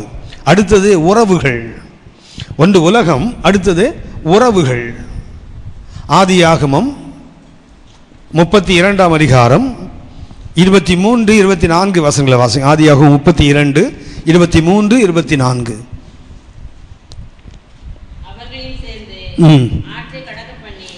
யாக்கோபு தன்னுடைய மனைவி, தன்னுடைய பிள்ளைகள், தன்னுடைய பரிவாரங்கள், வேலைக்காரன், வேலைக்காரிகள் எல்லாரும் என்ன பண்றார்? அவர் பிரித்து வைத்து தனக்கு உண்டான யாவையும் அக்கறைப்படுத்தினான். யாக்கோபு பிந்தி தனித்திருந்தான். கவனிச்சீங்களா? எதிலிருந்து பிரிக்கிறார்? உறவுகளிலிருந்து பிரிக்கிறார். அவர் ஒன்று உலகத்திலிருந்து பிரிய வேண்டும். அடுத்தது உறவுகள் கூட என்ன செய்யணும்? நேரத்தில் உறவுகளே இன்றைக்கு அனைவருடைய ஆவிக்க வாழ்க்கைக்கு எதிரிகள் யார் என்றால் இயேசு சொல்றார், இவன் வீட்டார் தான் உனக்கு எதிரி.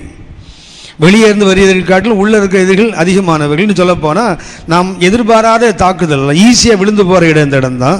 யாக்கோபு என்ன செய்தார்? தன்னுடைய மனைவி, பிள்ளைகள், உடைமைகள், வேலைக்காரர் எல்லாவற்றையும் அக்கறைப்படுத்தி விட்டு அந்த யாப்போக்கு நதிக்கரையில் தனித்திருந்தார். அப்பொழுதுதான ஒரு புருஷன் விடியும் அளவு வந்து அவரோடு போராடினார். ஒருவேளை குடும்பத்தோடு பரிவாரத்தோடு இருந்திருந்தால் தேவ பிரசன்னம் கிட்டே வந்திருக்காது, தேவன் கிட்ட வந்திருக்க முடியாது. எப்போது அவர் தன் குடும்பத்தை தன்னை விட்டு பிரித்தாரோ அப்போதான் என்ன வருது? உறவுகளை பிரித்தால் தான். மூன்றாவது உன்னிலிருந்து பிரிய வேண்டும். இது கொஞ்சம் எளிது, இது கொஞ்சம் கடினம். அடுத்தது மிக மிக கடினம். உன்னிலிருந்து பிரிய வேண்டியது. எரேமியா 15ஆம் அதிகாரம் 19ஆம் வசனம். எரேமியா 15ஆம் அதிகாரம் 19ஆம் வசனம். இது நிமித்தம் நீ திரும்பினால் நான் உன்னை திரும்பவும் சீர்படுத்துவேன், என் முகத்து முன்பாக நிலைத்தும் இருப்பாய் என்று.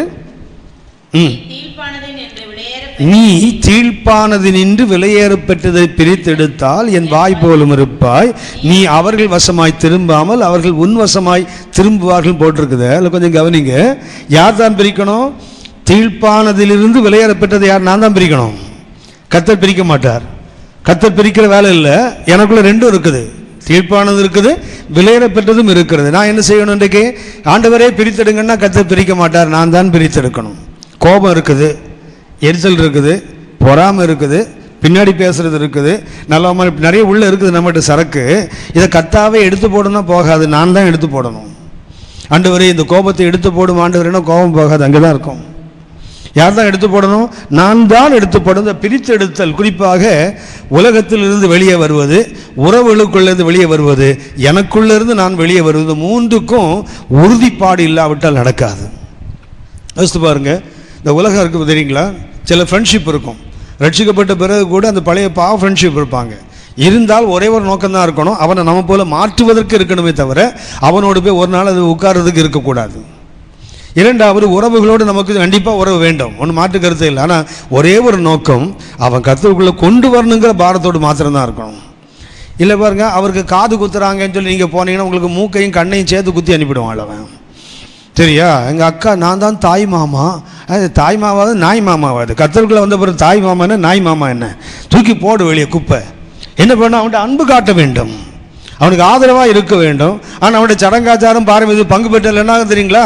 குழந்தைக்கு காது குத்துறான்னு இல்லை, நமக்கு நல்ல காது குத்தி அனுப்பிடுவானுங்க ஆளுங்க. விசுவாசிகள் ரட்சிக்கப்பட்டவர் பார்த்துருக்கீங்களா? எங்கள் அக்கா பொண்ணு வயசுக்கு வந்துடுச்சு, அதனால் காதையும் கண்ணையும் மூட போகிறாராம். அது என்ன தெரியல, காதை மூடுறது கண்ணை மூடுறது மூக்கை மூடுறது தெரில. காதையும் மூக்கை மூடினா செத்தில் போயிடுவான் ஆள். அது என்ன மூக்குத்தி போடுறது காதை குத்துறதுக்கு என்ன பேர்? காதையும் மூக்கை அடைக்கிறது தான் அது. காதையும் மூக்கை அடைக்கிறதுக்கு ஒரு 4 கிராம் தங்கம் கடன் வாங்கிட்டு போவார். அப்புறம் பார்த்தீங்கன்னா கடலே மூழ்கி போயிடும் அவன். உறவுகள் வேண்டும், உறவுகளுக்கு நம்மளால் முடிந்ததை செய்யணும், இருந்தால் செய்யலாம். கடன் வாங்கி செய்யணும்னு ஒன்றும் அவசியம் இல்லை. ஏன்? அந்த பாரம்பரியங்கள் வந்தால் தான் அது வரும். உறவுகளை விட்டு கொஞ்சம் பிரிஞ்சு வந்தால்தான் நீங்கள் நானும் பாவத்தை விட்டு வெளியே வர முடியும். யோசித்து பார்த்துருக்கீங்களா? ரட்சிக்கப்பட்டவங்க தான், ரட்சிக்கப்படாத உறவினர்கள் இருக்காங்க. அவன் வீட்டுக்கு ஒரு நிகழ்ச்சிக்கு போனால் அங்கே மாமா மச்சான் அத்தை பொண்ணு மாமா பொண்ணெல்லாம் வரும்ல, கிண்டல் அடிக்கிறத பார்த்துருக்கீங்களா? விசுவாசி கொஞ்ச நேரம் உலகத்து மச்சனோட கேவலமாக போயிடுவான். அந்த நேரத்தில் பார்த்தீங்கன்னா மாமா மாறிடுவார், மச்சானா மாறிடுவார். விளையாட்டு என்ன தெரியுங்களா? பாவம் தானாக உள்ளே வந்துடும். உறவுகள் இருக்க வேண்டும், ஒரே ஒரு நோக்கம்தான் இருக்கணும். அவன் கர்த்தருக்குள்ளே வருவதற்கு நான் ஒரு எடுத்துக்காட்டாக அந்த இடத்துல நிற்கணும். அதுதான் ரட்சிக்கப்படுறவனுக்கும் அழிந்து போகிறவனுக்கு நடுவே நான் நற்கந்தமாக வைக்கப்படணும். அது ஒன்று தான் நோக்கம் இருக்கணும்.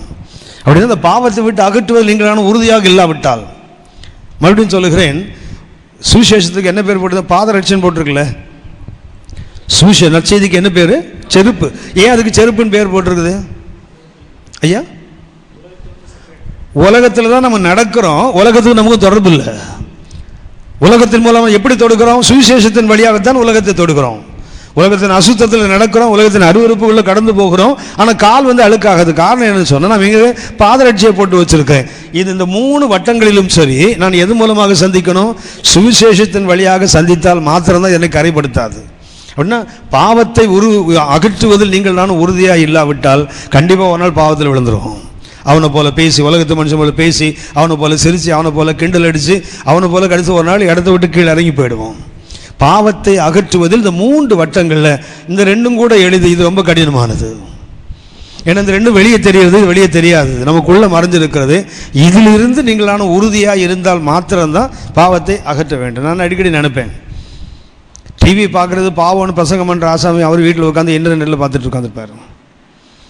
டிவி பார்க்குறது பாவம்னு வார், அது குட்டி சாத்தான். இன்டர்நெட்டு பெரிய சாத்தான், அதை உட்காந்து வீட்டில் பார்த்துட்டு இருப்பார் ஆடுவார். இப்போல்லாம் பார்த்தீங்கன்னா ஊழியர்கள் ஒரு ரூமுக்குள்ளே நுழைஞ்சிங்கன்னா யார் தெரிவார்னா ஊழியக்காரர் தான் நீங்கள் பார்க்கலாம். அவர் பார்க்குற டிவி மானிட்டர் நீங்கள் பார்க்க முடியாது, அவர் ஒருத்தர் தான் பார்க்க முடியும். ஏன்னா உள்ளே வரும் எவன் வந்தாலும் அவனை பார்த்துட்டு இவர் அதை மாற்றலாம், இவர் ஆஃப் பண்ணலாம். அப்படி தான் செட் பண்ணுறாங்க. ரூமுக்குள்ளே நுழைஞ்ச உடனே ஊழியக்காரணிகள் அவர் எதை பார்த்துட்டு இருக்கான்னு பார்க்க முடியாது, நீங்கள் திருப்பி வச்சுருக்காங்க. ஏன்னா அவன் எந்த உலகத்தில் இருக்கான்னு சொல்லி அவனுக்கு மாத்திரம்தான் தெரியும். அப்படிப்பட்ட இந்த உன்னிலிருந்து வெளியே வருவது கடினமானது. டிவி ரிமோட்டை கையில் எடுக்கிறவனே நீ நரகத்துக்கு போய் விடுவான்னு சொல்கிறவர், இவர் கையில் டிவி ரிமோட் இன்னும் போகலை. இவர் டிவியை இவர் கையை ரிமோட்டை எடுக்கிறது இன்னும் நிற்கலை. எடுக்காமல் நீ எதுக்கு அதை பற்றி பேசிட்டு உட்காந்துருக்க? எங்கள் பாஸ்டர் அடிக்கடி சொல்லுவாங்க, நீங்கள் எதை அனுபவத்தில் வச்சுருக்கீங்களோ அதை மாத்திரம் பிரசங்கம் பண்ணுங்க பாரு. உன் வாழ்க்கையில் நீ எதை கை கொள்ளுகிறாய் அதை பிரசங்கம் பண்ணு. ஒரு வேளை சில இடங்களில் ஆவியானவ நம்ம கை கொள்ளாதது நம்மளை பேச வைப்பார். எதுக்குன்னா நம்ம அதுலேருந்து வெளியே வர்றதுக்காக. பாஸ்டர் சொல்லுவார், அனுபவம் உள்ளதை பேசுங்க. எங்கேயாவது உன் வாழ்க்கையில் அனுபவம் இல்லாத பேசக்கூடிய வாய்ப்பு வந்தால் அப்போவே முட்டியை போட்டு ஜெபம் பண்ண, ஆண்டவர் இனி நான் இதை செய்ய மாட்டேன். அப்போதே உன் வாழ்க்கையை மாற்றிக்கொள். இல்லைன்னு சொன்னால் முதல்ல பவுல் தீமோத்தேயுக்கு சொல்லலையா, நீ வசனத்தை பகுத்து போதித்து கை கொண்டு உபதேசம் பண்ணு, அப்போது உன்னையும் உன்னை கேட்கிறவர்களையும் ரட்சித்துக் கொள்ளுவாய். ரட்சிப்பு முதல்ல பேசுகிறவருக்கு கை கொண்டு உபதேசித்தால்தான். கை கொண்டு உபதேசிக்கலன்னு சொன்னால் ஆபத்து யாருக்குன்னா உபதேசிக்க தான் அதிக ஆபத்து. அப்படியானால் இந்த 3லும் இருந்து பாவத்தை அகற்றுவதில் அந்த ஃபர்ம்னஸ், விசுவாசி சீயோன் பருவத்தை போல பரிசுத்தத்தில் அன்பில் எல்லாம் தான் சந்தோஷமாக தான் இருக்குது. ஆனால் பாவத்தை அகற்றுவதில் அதே உறுதி வேணும்ல. 2வதாக சுட்டி காட்டுகிறேன், விடுதலை பெற்றதில் உறுதியாக இருக்க வேண்டும். நாம் பெற்ற விடுதலை, இந்த விடுதலையை ஒருபோதும் இழந்து விடாதபடிக்கு நீங்கள் நான் உறுதியாக இருக்க வேண்டும். கலாத்தியர் 5ஆம் அதிகாரம் 1ஆம் வசனம். கலாத்தியர் 5ஆம் அதிகாரம் 1ஆம் வசனம். ஆனபடியினாலே மறுபடியும் என்ன செய்ய, ஏற்கனவே அடிமைத்தன நுகத்தில் இருந்தோம். கர்த்தருடைய கிருபையினாலே அவர் நம்மை அடிமைத்த நுகத்தின் விடுதலை ஆக்கினார். திரும்பவும் என்ன பண்ணக்கூடாது, அடிமைத்தனத்தின் நுகத்துக்கு உட்படாமல் கிறிஸ்து நமக்கு உண்டாக்கின சுயாதீன நிலைமையிலே நிலை கொண்டிருந்தார். இரண்டாவது எதில் நிலைத்திருக்க வேண்டும், எதில் உறுதியாக இருக்க வேண்டும்? நாம் பெற்ற விடுதலையில். நான் அடிக்கடி யோசிப்பேன், உங்களுக்கு சொல்லியிருக்கேன், திருப்பி நினைவுபடுத்துகிறேன். நான் ரட்சிக்கப்பட்டதே கடனில் இருந்து தான் ரட்சிக்கப்பட்டேன். எனக்கு விபச்சாரம் கிடையாது, குடிக்கிற பழக்கம் இல்லை, அடிக்கிற பழக்கம் இல்லை. ஓரளவுக்கு உலகத்து மனுஷனை பார்த்தா ஒரு சன்மார்க்கமான வாழ்க்கை. அதனால் இந்த தகப்பன் அவளை கண்டிப்பாக வளர்த்தாங்க. சின்ன சின்ன சாதாரண மனுஷனுடைய பாவங்கள் இருக்கும், ஆனால் பெரிய அந்த மாதிரிலாம் பாவங்கள் இல்லை. ஆனால் கர்த்தர் எனக்கு எழுந்து விடுதலை கொடுத்தாருன்னா கடனிலிருந்து தான் விடுதலை கொடுத்தார். அசோக் லைனில் வேலை செய்துட்டு இருந்தேன். நிறைய சம்பளம் வாங்குற ஒரு கம்பெனி தான், ஆனாலும் எனக்கு கடன் நிறைய இருந்தது. கர்த்தருக்குள்ளே வந்தபோது கர்த்தர் எனக்கு கொடுத்த விடுதலை 11 மாதங்களின் கடனை நீக்கினார். ஆனால் அதுக்கு காரணம் என்னென்னா, நான் ரட்சிக்கப்பட்ட போது என்னை கர்த்தருக்குள்ளே நடத்தின தேவ மனிதர்கள் சொன்னாங்க, கடன் வாங்கக்கூடாது. ஏற்கனவே கடனில் இருக்கீங்க, கடன் ஏன்னா வதம் சொல்லுது, நீ கடன் வாங்க மாட்ட, கடன் கொடுப்பாயின்னு சொல்லி கடன் வாங்காத. கர்த்தருக்கு மகிமை. 11 மாதங்களை கர்த்தர் எடுத்து போட்டால் இன்றைக்கி 27 ஆண்டுகள் ஆகிறது. 85 தொடக்கத்தில் ரட்சிக்கப்பட்டேன். இன்றைக்கி 2011 பாதியை தாண்டி வந்துட்டோம். இது வரைக்கும் ஒரே ₹1 கூட கடன் வாங்க கர்த்தர் என் வாழ்க்கையில் ஒரு சந்தர்ப்பத்தை கொண்டு வந்ததே இல்லை. ஏன் தெரியுங்களா? கடன் வாங்க மாட்டேன்னு உறுதியாக இருந்ததுனால. நான் எப்போதுமே சொல்லுவேன், கடன் ஏன் வருது? வாங்குகிறோம் வருது, வாங்காமல் இருந்தால் வராது, அவ்வளோதான். கடன் வர்றதுக்கு ஒரே காரணம் என்ன? வாங்குகிறோம் வருது, வாங்குறது நிறுத்துங்க வராது. என் வாழ்க்கையில் அனுபவத்தை நான் சொல்லுகிறேன். 27 ஆண்டுகள் கர்த்தரோடு நடக்கிறேன். இல்லை உனக்கு கர்த்தர் உண்மை உள்ளவனுக்கு அநேக விஷயங்களை நான் பார்த்துருக்கிறேன். அதில் ஒன்று, அன்றைக்கு ஒரு தீர்மானம் பண்ண, ஆண்டவரே நான் உங்களுக்கு சொல்லியிருக்கேன், என்கிட்ட இருந்தது 2 வெள்ளை சட்டையும் ஒரு கருப்பு பேண்ட்டு தான் நான் ரட்சிக்கப்படும் போது. ஏன்னா அவ்வளோ கடன் இருந்ததுனால அந்த 2 வெள்ளை சட்டை ஏதுன்னா, அசோக் லேலண்டில் நான் குவாலிட்டி கண்ட்ரோல் ஒர்க் பண்ணேன். என்னோடய யூனிஃபார்ம் வந்து ஒயிட் கோட்டு. இந்த ஒயிட் கோட்டுக்கு இந்த பேண்ட் கிளாத் இருக்குது பார்த்தீங்களா, அதில் கொடுப்பான். பேண்ட் வந்து காக்கி பேண்ட்டு ஓவரால் இந்த முட்டி வரைக்கும் ஒரு பெரிய கோட் ஒன்று போடணும், ஒயிட் கோட்டு. அதுக்கு துணி கொடுப்பான் கம்பெனியில். அந்த பேண்ட்டு சட்டையை துணியில் சட்டை தைச்சு போடுவேன். யோசித்து பாருங்கள், இந்த சென்னை வெயிலில் பேண்ட் ஷர்ட்டில் சட்டை தைச்சு போட்டு அந்த சஃபாரி போட்டு நடக்கிறனால அதோட மோசமாக இருக்கும். அப்படி 2 வெள்ளை சட்டை இருந்தது. நான் வெள்ளை துணி கொடுத்து தான் தைச்சிட்டேன். காக்கு பேண்ட் போட்டு வெளியெல்லாம் மீட்டிங்லாம் போக முடியாதுல்ல. அதனால் தாம்பரத்தில் ஒரு கிறிஸ்தவ வியாபாரி ஒருத்தர் இருக்கார், துணி கடை வச்சார். அவர்கிட்ட கொண்டு போய் இந்த காக்கி பேண்ட்டை கொடுத்தா அவர் 2 கருப்பு பேண்ட் கொடுப்பார். அதில் அந்த துணியை வாங்கிட்டு கருப்பு துணி கொடுத்துருவார் எனக்கு. நான் கருப்பு பேண்ட் போட்டதுக்கு காரணமே அந்த புண்ணியவான் தான், போய் சொல்லுவார். ரெண்டாவது என்னென்னா, அழுக்கானாலும் சீக்கிரம் தெரியாது, அது ஒரு வசதி இருக்குதுல்ல. ஒரு கருப்பு பேண்ட் 2 வெள்ளை சட்டை, அவ்வளோதான் இந்த ஆவிக்குரிய வாழ்க்கை ஆரம்பம். ஆனால் ஆண்டவர் ஒரு தீர்மானம் பண்ண, என்ன வந்தாலும் சட்டை கிழிஞ்சு போனாலும் சரி தான், அடுத்த வருஷம் தான் அசோக்கில் மறுபடியும் துணி கொடுப்பான். அது வரைக்கும் இந்த சட்டையை தான் போடுவேன், இந்த பேண்ட்டை தான் போடுவேன். கர்த்தர் உண்மை உள்ளவர். 11 மாதங்கள் என் கடனை நீக்கினார். இன்றைக்கி கலை சட்டைலாம் போடுறேன். இன்றைக்கி போய் சொல்லுவோம், இன்றைக்கு வரைக்கும் கர்த்தர் உண்மை. காரணம் என்னவென்றால், நாம் எடுக்கிற தீர்மானம் தான். தீர்மானத்தை உறுதியாக ஏன்னா இது போட்டிருக்குல்ல, நம்முடைய கிறிஸ்து இயேசுக்கு உட்பட்டவர்களாய் அவர் எந்த அடிமைத்தனத்தின் நுகத்திலேருந்து எடுத்தாரோ, அது எந்த கடன்லேருந்து எடுத்தார்ல, மறுபடியும் நாம் போய் ஒரு பேங்க் லோனுக்கு போனேன்னா யோசித்து பாருங்கள். ஒன்றும் இல்லாததுலேருந்து எனக்கு கர்த்தர் தூக்கி எடுத்தார். இன்றைக்கி எனக்கு வீடு இருக்குது, வீட்டுக்கு மேலே இன்னொரு வீடு இருக்குது, எங்கிட்ட கார் இருக்குது, என்கிட்ட பைக் இருக்குது. ஒரே ₹1 கூட நான் கடன் வாங்கி இன்ஸ்டால்மெண்ட்டில் வாங்கலை, எல்லாமே காசு கொடுத்து வாங்கினது. ₹100 ₹200 அப்படியே சேகரிச்சுட்டே வருவேன். ₹45,500 நான் ஸ்ப்ளெண்டர் பைக் வாங்கும்போது பணத்தை கொண்டு போய் இவ்வளோ நோட்டை எண்ணி கொண்டு போய் கொடுத்தேன். அவன்கிட்ட கடைக்காரன் ஒரு மாதிரி பார்த்தான், இல்லை சார் இதை விட ஒரே சில்லறையாக இருக்குதுன்னா, சில்லறையாக சேர்த்தது ஆளே சில்லறைதான்யா, சில்லறையாக சேர்த்தது தான், அது இப்படி தான் வரும். ₹1000 ₹500 நான் பார்த்ததே இல்லை அந்த பைக்கெல்லாம் வாங்கும்போது. கார் வாங்கும்போது அது மாதிரி மொத்தமாக பணத்தை கொண்டு போய் கொடுத்து தான் காரை வாங்கினது வேறு, கடன் வாங்கலை. வீடு கட்டும்போது ஒரே ₹1 கூட பேங்க் லோன் வாங்கலை, கர்த்தர் கொடுத்த காசில் தான் வாங்கினேன். ஏன்னா அந்த உறுதியாக இருந்தால் கர்த்தர் எப்போதுமே உண்மை உள்ளவர். எந்த ஆரம்பத்தில் நீங்கள் எந்த தரிசனத்துக்குள்ளே வரீங்களோ அதை முதல்லையே அலசி பார்த்துருங்க, நிற்க முடியுமா முடியாதா. நான் அடிக்கடி சொல்லுகிறேன், இந்த நகை போட்டு கல்யாணம் பண்ணுறது, நகை இல்லாமல் நிறைய பேருக்கு பிரச்சனை வருது. ஸோ சில சபைகளில் நகை போட்டிருந்தால் கல்யாணம் பண்ணி கொடுக்க மாட்டேன் பாரு. ஆரம்பத்தில் கொஞ்ச நாள் ஓடும், அவர் பையன் நகை போட்டு தான் கல்யாணம் பண்ணி நிற்கும் போது தான் அவருக்கு தலைவலி வரும், குடைச்சல் வரும். அவர் அடுத்த பிள்ளைங்க வரும்போது சபையை விட்டு வெளியே ஓடு, துரத்தினாலாம் இருக்குது, ஞானஸ்தானம் எடுக்கிறியா, நகை இருந்தால் கொடுக்க மாட்டேன் போடு. அதே அவர் பொண்ணு செயினை போட்டு வந்து நீ ஞானஸ்தானம் கொடுன்னு கேட்டால் என்ன பண்ணுவார் இவர்? துரத்த முடியல. அப்போ அடுத்தவனை துரத்தலாம். இன்னொருவன் வந்து அட்லீஸ்ட் தாலி கட்ட வேண்டாம், ஒரு மோதிரமாவது போட்டுக்கிறேன்னு சொன்ன போது கூட சபையில் சேர்த்துக்காத ஊழியர்கள் சென்னையில் உண்டு. ஆனால் அதே அவர் பையன் சொன்னான், மோதிரம் போடலைன்னா கல்யாணம் பண்ண மாட்டேன் அப்படின்னாரு. மோதிரம் போட்டு கொடுத்தாரு. அப்படின்னா உறுதிப்பாடு எங்கே போச்சு? எந்த நல்லதோ கெட்டதோ முதல்ல யூ கம் டு டிசிஷன், இதுதான் என்னுடைய ஊழியத்தில், இதுதான் வழி, இப்படி தான் கர்த்தர் இப்படி தான் நடத்துவேன், அதுலேருந்து மாறாதீங்க. உன்னை எடுத்து ஒரு ஆளுக்காக மாற்றினீங்கன்னா ஒவ்வொருத்தனும் அப்படி வந்து நிற்பான், ஒவ்வொருத்தனும் வந்து மாறுவான். ஆகவே முதல்ல அந்த முடிவுக்கு வந்துடணும். ஒரு முடிவுக்கு வந்து விட்டால் அதில் உறுதியாக நிலைத்து நிற்க வேண்டும். அது ஆத்மா இருந்தாலும் சரி, சம காலியானாலும் சரி தான். இதுதான். ஒரு முறை கன்னியாகுமரியில் மே மாதத்தில் ஒரு கன்வென்ஷனில் பேசிட்டு ட்ரெயினில் வரும்போது பனகுடின்னு ஒரு இடம் இருக்குது, வள்ளியூருக்கு பக்கத்தில் இருக்குது, நெல்லை மாவட்டத்துக்கு பக்கத்தில். அங்கேருந்து வந்து ஒரு ஊழியக்காரர் ஏறினார், வாலிப ஊழியர் தான். நான் பைபிள் படிச்சுட்டு வந்தேன். பார்த்த உடனே வந்து கேட்டேன், ஐயா நீங்கள் ஊழியம் செய்கிறீங்களான்னாரு. ஊழியம் செய்கிறேன் அப்படின்னு. அவர் ஒரு சபையின் போதகர், ஒரு யங்மேன், அந்த ஒரு 40-42 வயசு தான் இருக்கும். அப்போ அவர் பேச ஒரு சென்னை வரைக்கும் கூட பேசி, ஒரே கம்பார்ட்மெண்ட்டில் பக்கத்து சீட்டு வேறு பேசிட்டு வந்தார். அவர் சொன்னார், ஐயா நகை போட்டான்னா கண்டிப்பாக ஆன்சரம் கொடுக்க மாட்டேன், கம்யூனியன் கொடுக்க மாட்டேன், வெள்ளை சட்டை போடாமல் வெள்ளை பேண்ட் போடாமல் சமையலை வேணும் ஏற்ற மாட்டேன். அதுதான் நான் சொன்னேன். சபையில் ஆள் இருக்கான்னு கேட்டேன். 400 பேர் இருக்காங்கன்னாரு. பரவாயில்ல வாழ்க, மகனைவன் சமத்து பெரிது தான், இப்படியே இருந்திருக்கு அப்படின்னு. இன்றைக்கும் அப்படி இருக்க தான் செய்கிற ஆட்கள், இல்லை என்று சொல்ல முடியாது. ஆனால் அதே நேரத்தில் போட்டுட்டா அது பாவம் என்று இல்லை, கலர் சட்டை போட்டால் அவனை நரகத்துக்குள்ள தள்ளப்படும் அப்படியும் இல்லை. அவர்களுடைய தரிசனம், அவர்களுடைய அழைப்பு, அவங்களுக்கு தேவன் கொடுத்த அர்ப்பணிப்பு. ஆனால் அதுலேருந்து என்ன பண்ணக்கூடாது, அப்பப்போ பல்ட்டி அடிக்கக்கூடாது. ஒன்று எடுத்த தீர்மானம் இவ்வளோதான்ப்பா, முடிஞ்சா வசதினா இல்லை இடத்த காலி பண்ணு கூட சொல்ல முடியாது. ஒரு முறை ஒரு சபையில் ஒரு போதகர் இருக்கும், அந்த சபையினுடைய விசுவாசிக்கும் பிரச்சனை வந்துட்டு பாஸ்டர் ரொம்ப கோவத்தை சொன்னார், போயா சபையை விட்டு வெளியே. அவர் என்ன பண்ணா தெரியுங்களா, நேராக வந்து இந்த மாதிரி டைல்ஸ் இருக்கு பார்த்தீங்களா, ஒன்றில் வந்து நின்றுட்டார். யார், பாஸ்டர் ஒருத்தரை வெளியே பண்ண நின்றுட்டார். சொன்னார், உங்கள் அப்பா வீடா இது? ப்ளீஸ் சொல்லுவார். விசுவாசி பாஸ்டர் பார்த்து கேட்குறேன், உங்கள் அப்பா வீடா? நம்ம அப்பா வீடியா அப்படி சொல்ல. நான் நிற்கிறேன்னு ஓடு, அது எனக்கு சொந்தம். உனக்கு அந்த ஓடு சொந்தம், எனக்கு இந்த ஓடு சொந்தம். டைல்ஸ் மேலே நின்ட்டார், இது எனக்கு சொந்தம், உனக்கு சொந்தம். எப்படியா நீ என்ன வெளியே போன்னு சொல்லுவேன்? நான் போக மாட்டேன், போயா பரவாயில்ல வாழ்க்கை. அந்த அளவுக்கு வைராக்கியம் இருக்குது இல்லை, போகலை வெளியே சபையை விட்டு. அவருடைய பையன், அவருடைய பேரனுப்பு சபையில் இருக்கிற ஆள்.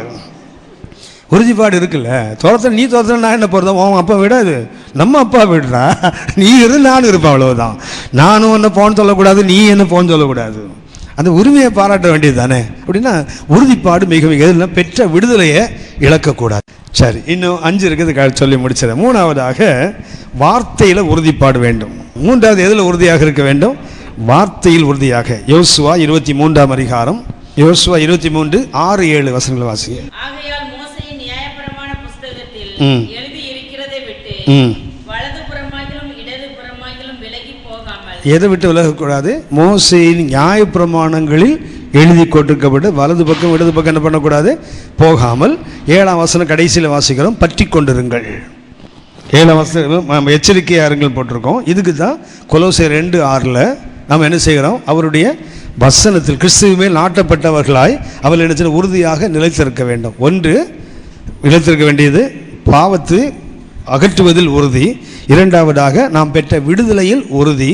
3ஆவதாக கர்த்தர் மேல் நாட்டப்பட்டு அவருடைய வார்த்தையிலே நிற்பதில் உறுதி. 4ஆவதாக பிலிப்பியர் 1ஆம் அதிகாரம் 27ஆம் வசனம்.